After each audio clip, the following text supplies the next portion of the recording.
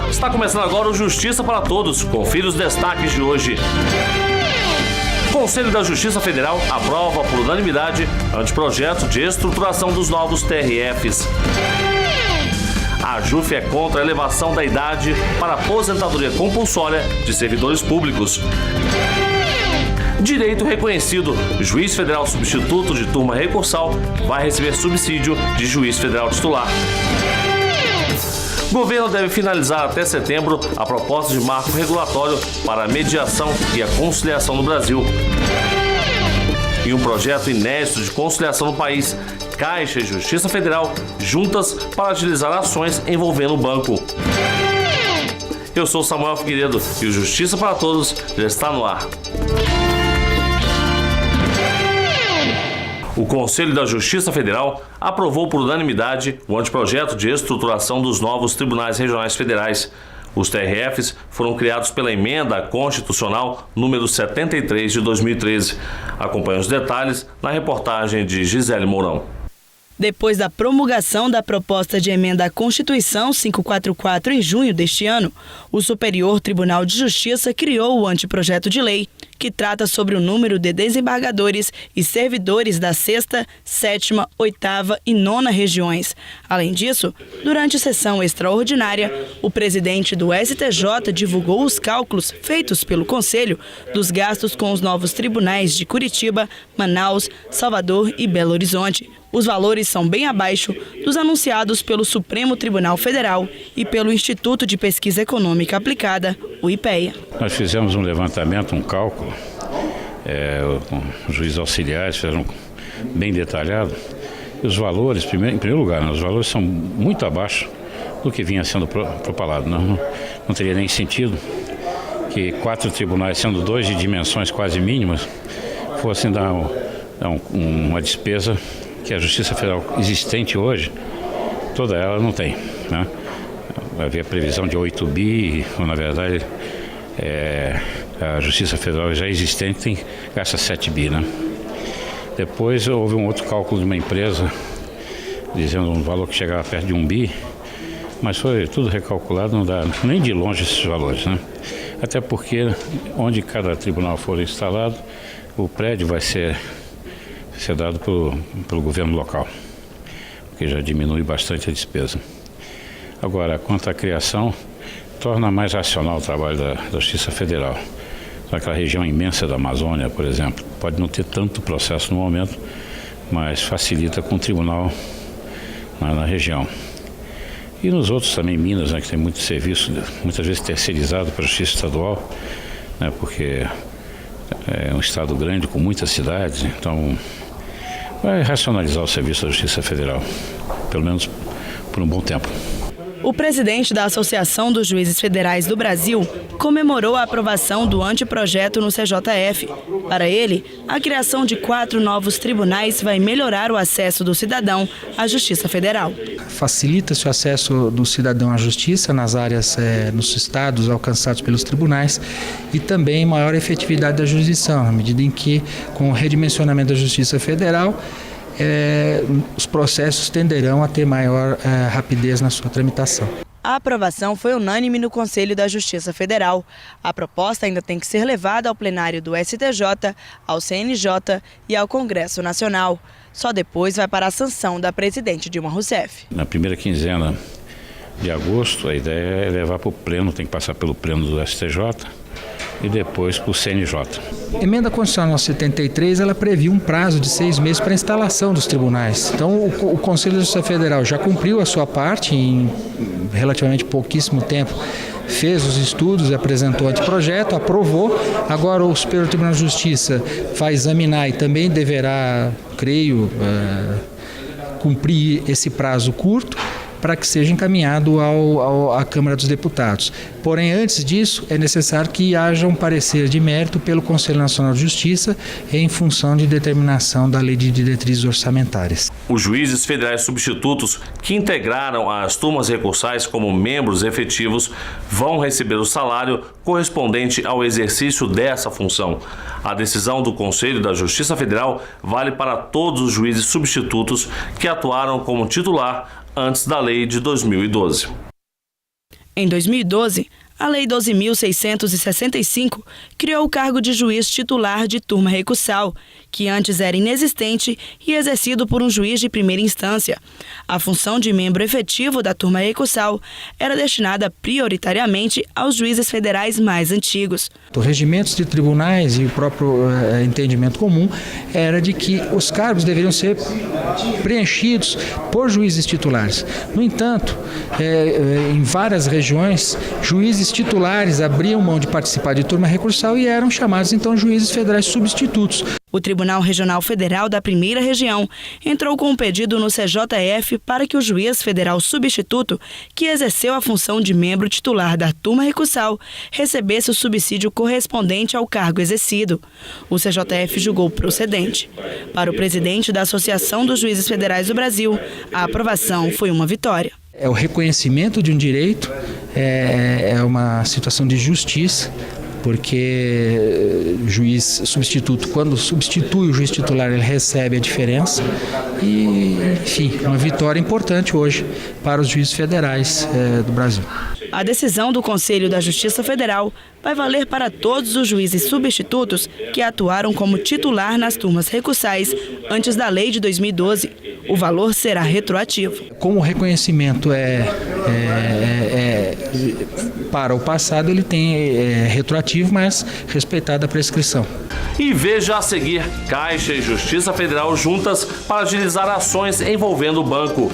E ainda nesta edição, a JUF emite nota defendendo o diálogo dos poderes com a sociedade. É daqui a pouco no Justiça para Todos. O cartão Minha Casa Melhor é para quem já tem o Minha Casa Minha Vida do governo federal, poder comprar o que ficou faltando de móvel eletrodoméstico e pagar menos. Ficou faltando o quê? Uma máquina de lavar. Tipo essa. Isso. R$850. Sabe quanto você ia pagar por aí? Quanto? R$41 em 48 vezes. Com o cartão Minha Casa Melhor, você vai pagar R$20 por mês. É menos que a metade. Casa nova, que delícia! E o que é melhor? Ralação e barriga no tanque, meu amor. Nunca mais.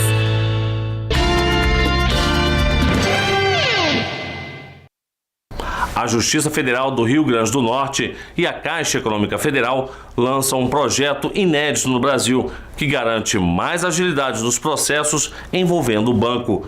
Foi instalada na sede do Juizado Especial Federal em Natal uma sala de conciliação. Muitos processos poderão ser resolvidos sem precisar tramitar na Justiça. Isso porque, antes de serem realizadas as primeiras audiências, vai ser feita uma tentativa de conciliação com a Caixa. A princípio, esse projeto era vinculado ao Juizado Especial. Tá? Essa sala funciona contiguamente à termação do juizado. Então, qualquer pessoa que entra com ação contra a Caixa, faz a termação, é encaminhada diretamente para a sala, para ter uma conversa preliminar com o nosso preposto, para que a gente possa ver se o problema dele pode ser resolvido desde logo, tá? Se possível a gente já resolve, e em 15 dias a gente tenta verificar se realmente houve dano, e se houve dano, a gente já promove a reparação do cliente, evitando assim que haja audiência, contestação, né? Ou seja, tirando os custos do judiciário, da Caixa e o prejuízo para o cliente. Segundo o advogado gerente do banco, a importância da sala de audiência é desafogar o Juizado Especial Federal, já que existe um grande número de processos relacionados a problemas bancários. Além disso, com esse projeto, houve uma diminuição de 50% das audiências envolvendo a Caixa Econômica, afirma Mierson. E estamos conseguindo, em termos de gerais, do que entra no juizado, 30% de acordo, e do que vai para a sala, 70% de acordo. Então nós consideramos um número muito elevado e consideramos que isso é benefício para todo mundo, a cliente, Caixa e para o judiciário, evidentemente. A sala de conciliação dentro do Juizado Especial teve início no Rio Grande do Norte, mas pode ser levada para outras regiões brasileiras. Já nos locais onde essas salas ainda não foram implantadas, outros serviços estão disponíveis para ajudar o cliente. A Caixa já disponibiliza diversos canais pelos quais o cliente pode fazer sua reclamação. E essa reclamação vai ser direcionada ao jurídico para que a gente possa verificar se é o caso ou não de indenização e solucionar o problema. O cliente pode procurar a ouvidoria da Caixa, pode procurar o sistema de atendimento ao cliente da Caixa e a própria agência de vinculação dele, né, que essa demanda realmente, de forma efetiva, vai ter uma resposta. Tá? Tá? E essa é a nossa intenção, ampliar os canais de atendimento ao cliente para que o problema do cliente seja resolvido o mais rápido possível. A Caixa Econômica é o único banco com essa iniciativa. Mierson da Costa afirma que, além de um bom atendimento, o cliente precisa sempre estar satisfeito. Por isso, é necessário que ele consiga resolver qualquer problema de forma ágil e fácil. A Caixa é uma empresa pública, né? É um braço do governo federal, o braço social do governo federal. Então, ela tem que ter esse foco no cliente. E esse ano, especificamente, a presença da Caixa pretende ter um foco muito grande no atendimento ao cliente. Aí, como eu falei, a gente entende que esse pós-atendimento, pós-venda do produto é importantíssimo, né? E vinculado à missão da Caixa. Então, esse passo da conciliação judicial é um primeiro passo, é muito importante, já é uma realidade na Caixa, mas nós queremos avançar mais. Nós queremos fazer com que nem chegue ao judiciário esses litígios. A gente pretende resolver, começar a conciliação extrajudicial.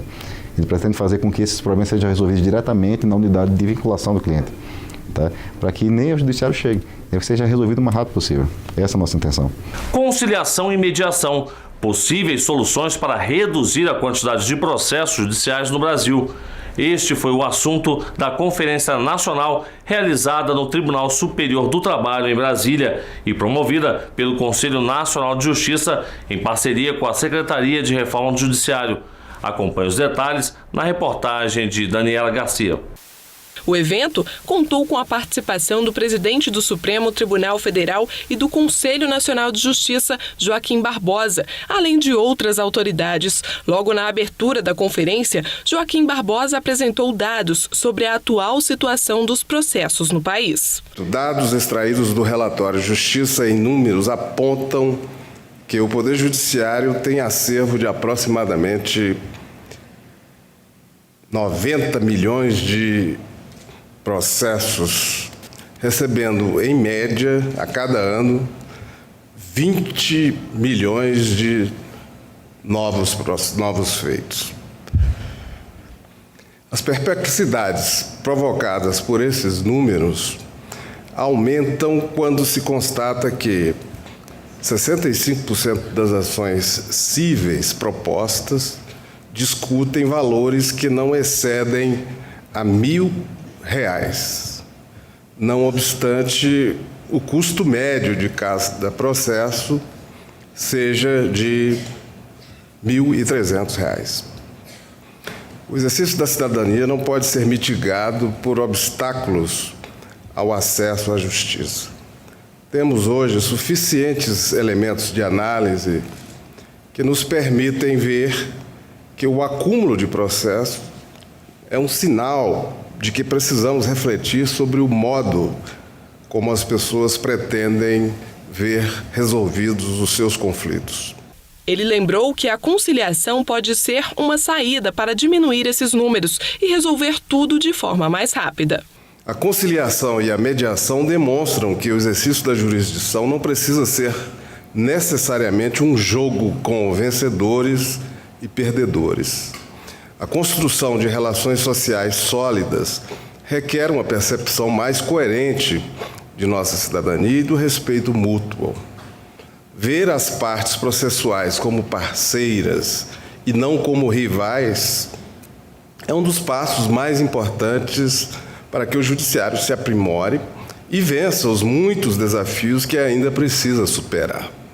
O secretário de Reforma do Judiciário do Ministério da Justiça ressaltou que é necessário fortalecer a cultura do acordo no país. O presidente do TST também falou sobre a importância de valorizar esses meios alternativos para a resolução de conflitos. Nada melhor do que conciliação e negociação. Nada melhor do que entender que aqueles que são os protagonistas no conflito encontrem a solução. É como dizem os italianos, é a sentença tecida e acordada pelas próprias partes. O objetivo principal do encontro foi promover discussões sobre conciliação e mediação e apresentar experiências nesta área. Diversos seminários foram realizados simultaneamente durante a conferência e os participantes puderam sugerir melhorias durante uma palestra. E foi na primeira exposição do professor Howie Van Lu, da Universidade de Harvard, que o público pôde expor as sugestões. O professor falou sobre a mediação nos Estados Unidos e os desafios para a construção de uma justiça consensual. O público teve a oportunidade de apresentar sugestões com relação à conciliação. Na segunda palestra, foi a vez do professor Giuseppe Di Palo falar sobre a experiência italiana e o que o Estado pode fazer para fomentar a prática privada. Ele também apresentou dados sobre a quantidade de processos civis pendentes na Justiça e destacou a economia de tempo e dinheiro que a conciliação pode proporcionar. E o governo deve finalizar até setembro a proposta de marco regulatório para a mediação e a conciliação no Brasil. A informação foi divulgada durante o encerramento da Conferência Nacional de Conciliação e Mediação.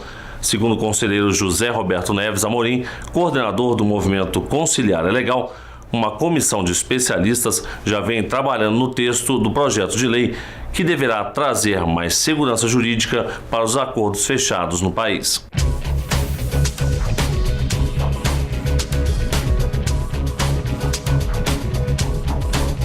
O Tribunal Superior Eleitoral abriu a exposição Voto no Brasil, uma história de exclusões e inclusões. A mostra, que conta a história das eleições no país de 1532 até os dias de hoje, fica aberta ao público até 19 de dezembro no Museu do TSE em Brasília. A seguir, a JUF emite nota pública defendendo o diálogo dos poderes com a sociedade. E ainda, associações de magistrados são contra a elevação da idade para a aposentadoria compulsória de servidores públicos. É daqui a pouco, logo depois do intervalo. O cartão Minha Casa Melhor é para quem já tem o Minha Casa Minha Vida do governo federal, poder comprar o que ficou faltando de móvel, eletrodoméstico e pagar menos. Ficou faltando o quê? Uma máquina de lavar. Tipo essa. Isso. R$850. Sabe quanto você ia pagar por aí? R$41 em 48 vezes. Com o cartão Minha Casa Melhor, você vai pagar R$20 por mês. É menos que a metade. Casa nova, que delícia! E o que é melhor? Ralação e barriga no tanque, meu amor. Nunca mais.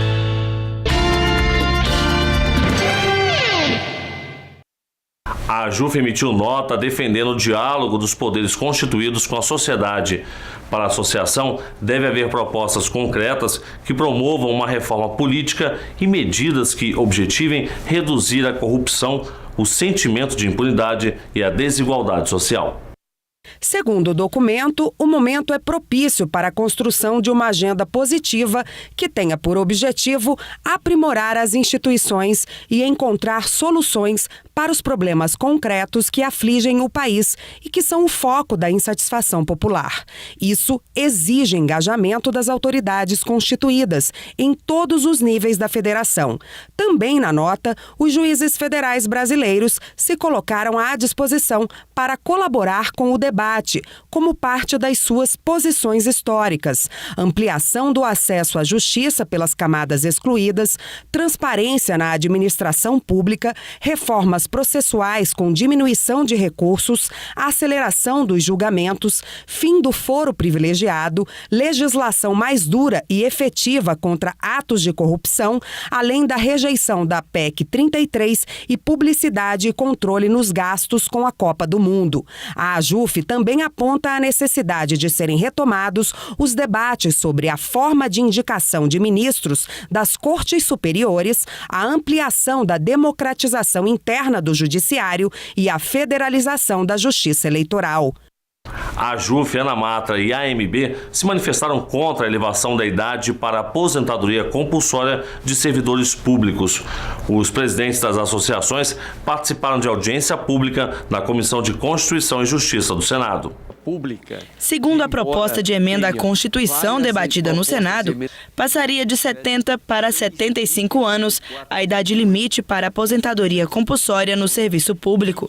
Para o presidente da Associação dos Juízes Federais do Brasil, se isso acontecer, a carreira ficará mais estagnada do que é atualmente. Se a carreira não for minimamente atraente, com possibilidade de ascensão funcional, juízes antigos se sentirão desmotivados e findarão por dela desligar-se, enquanto não se conseguirá atrair pessoas com mínima experiência para ingressar na magistratura já que por ela não se sentirão atraídas. Os jovens que ingressarem na magistratura, em pouco tempo sentirão a frustração decorrente da dificuldade de progresso na carreira e da falta de perspectiva para o futuro. Serão magistrados desestimulados. É preciso, todavia, que se observe o que vem acontecendo com a magistratura da União há alguns anos.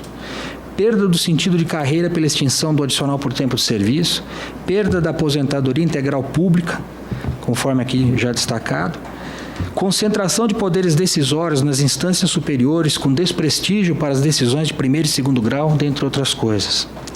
A elevação da idade para a aposentadoria compulsória dos magistrados nesse contexto apenas agrava a situação, não contribuindo significativamente para a melhora dos serviços judiciários no Brasil.